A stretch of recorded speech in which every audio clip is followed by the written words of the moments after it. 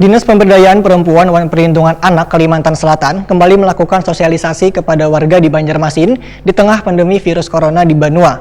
Sosialisasi ini ditunjukkan di wadah yang sering dijadikan berkumpul orang yang kaya di kantor kelurahan, pangkalan ojek, puskesmas, wan lainnya.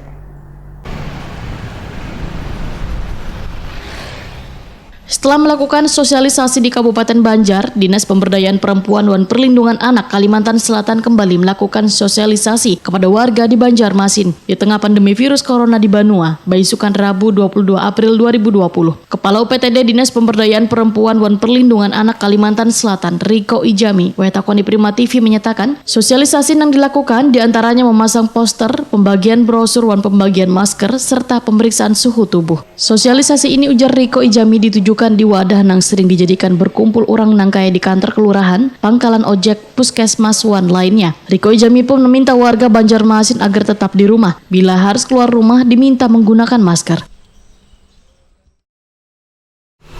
Hari ini kita acara sosialisasi menjelang sebelum diberlakukannya PSBB di beberapa kelurahan, terutama tempat-tempat masyarakat berkumpul seperti pangkalan ojek, kelurahan, puskesmas, dan tempat-tempat berkumpul lainnya.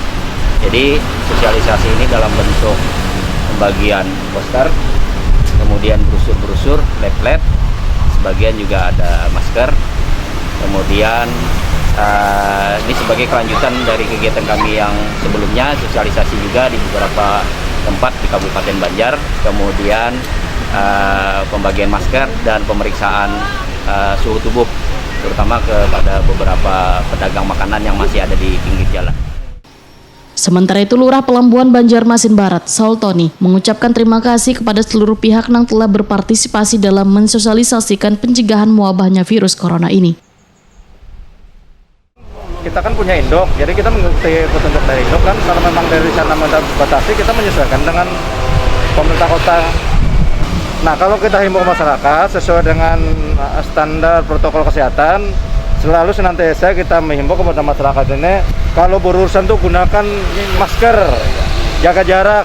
Nah, dan lagi di depan tuh sudah kita siapkan untuk cuci tangan dan lain sebagainya itu.